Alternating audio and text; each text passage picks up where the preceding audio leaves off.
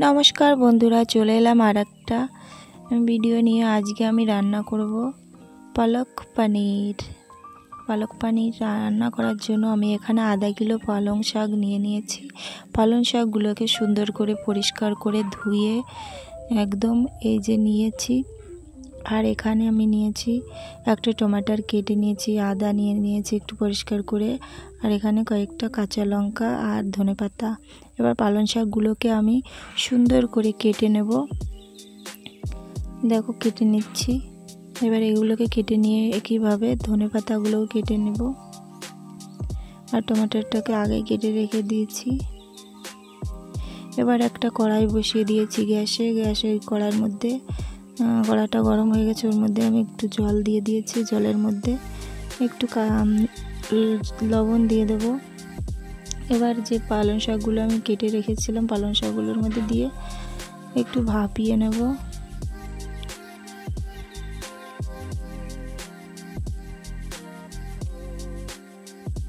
পালং শাকগুলো ভাপিয়ে এই জন্য নিচ্ছি। আর এর মধ্যে লবণের জন্য দিয়েছি যে পালং শাকের যে কালারটা সবুজই থাকবে, তার জন্য পালং শাকের মধ্যে আমি লবণটা দিয়েছি। এবার আমি সেদ্ধ হয়ে গেছে পালং শাকগুলো তুলে নিচ্ছি ছাঁকনিতে। এই যে ঠান্ডা হওয়ার জন্য রেখে দিয়েছি। এবার এখানে একটা কড়াইতে তেল দিয়ে দিয়েছি একটু, ওই কড়াইটাতেই আর ওর মধ্যে যে কেটে রেখেছিলাম টমেটোর, আদা আর কাঁচা লঙ্কা ধনেপাতা ওগুলোকে একটু ভেজে নেব যাতে ওর কাঁচা গন্ধটা চলে যায়।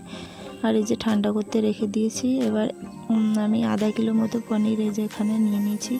পনিরগুলোকে পিস পিস করে কেটে নিচ্ছি। একটু মোটা মোটা করে কেটেছি, ভালো হয় মানে পালক পনিরগুলো একটু মোটাই ভালো হয়। আর এখানে আমি একটা মিক্সিং জারের মধ্যে যে মশলাটা রেডি করে রেখেছিলাম এবং পালং শাকগুলো যে ঠান্ডা হয়ে গেছে দুটোই, তো আমি একটার মধ্যে দিয়ে একটা ভালো করে ঘোল পেস্ট বানিয়ে নেব মিক্সিং জারের মধ্যে, তার জন্য দিয়ে দিয়েছি। দেখো হয়ে গেছে। এবার একটা কড়াইয়ের মধ্যে আমি শুকনো খোলার পরে ভেজে নিচ্ছি গরম মশলা, আর ওর মধ্যে কয়েকটা আমি জিরেও দিয়ে দিয়েছি। এবার ওই কড়াইয়ের মধ্যেই তেল দিয়ে দেবো। এবার রান্নাটা শুরু করলাম। আর এখানে এই যে এখানে এটুকু আছে বাটার, যাকে বলে মাখন। এবার ওর মধ্যে আমি যে পনিরগুলো কেটে রেখেছিলাম পনিরগুলোকে একটু ভেজে নেব। হালকা ভাজতে হয়, পনির না ভাজলে ভালো লাগে না। অনেকেই কাঁচাও রান্না করে, কিন্তু কাঁচাটাও খারাপ লাগে না, কিন্তু আমার একটু ভাজলেই ভালো হয় মনে হয়, এই জন্য আমি হালকা ভেজে তুলে নিলাম পনিরগুলোকে। এবার এই তেলের মধ্যে আর একটু সর্ষের তেল আমি দিয়ে দেব, আর তার মধ্যে গোটা জিরা দিয়ে দিলাম।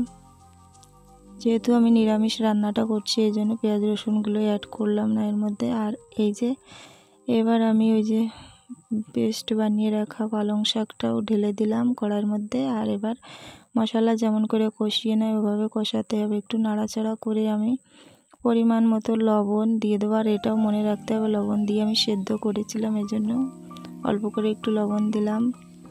হলুদ গুঁড়ো আর শুকনো লঙ্কার গুঁড়ো হালকা, যেহেতু আমি লঙ্কাটাও অনেকই দিয়েছি কাঁচা লঙ্কা, তার জন্য হালকা একটু শুকনো লঙ্কার গুঁড়ো দিয়েছি। এবার আমি যে ভেজে রেখেছিলাম শুকনো খোলায় সেই মশলাটাকে একটু মোটা মোটা করে বেটে নিয়েছি। এবার ওই 1 চামচ মশলা আমি এর মধ্যে দিয়ে দেবো। আর দেখো বন্ধুরা, এই যে পালং শাকের ইটার মধ্যে থেকে তেলটা বাইরে বেরিয়ে এসছে, মাখনার তেলটা একদম হয়ে গেছে প্রায়, কাঁচা গন্ধটা তো আগেই চলে গেছে। এবার আমি যে পনিরগুলো ভেজে রেখেছিলাম পনিরগুলো এর মধ্যে ছেড়ে দিয়েছি। এবার আমি কিন্তু 5 মিনিট ঢেকে রেখেছিলাম, ঢাকাটা ভিডিও করতে পারিনি, ভুলে গেছিলাম। এবার আমি এর মধ্যে যে ভেজে রাখা মশলা আমি সামান্য আর একটু দেব, দিয়ে একটু নেড়ে চেড়ে নেব।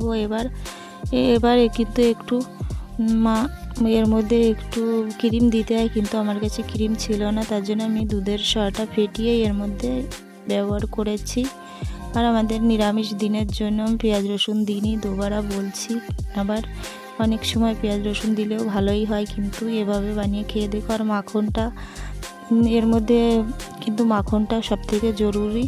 আর আমার পেজটিকে তোমরা যদি ফলো না করো অবশ্যই ফলো করে নিও। আর আমার রেডি হয়ে গেছে পালক পনির, এভাবে বানিয়ে খেয়ে দেখো, খুব সুন্দর লাগে। নিরামিষ পালক পনির এবার পতিদেবকে খেতে দেবো। বাই বাই, ভালো থেকো সকলে।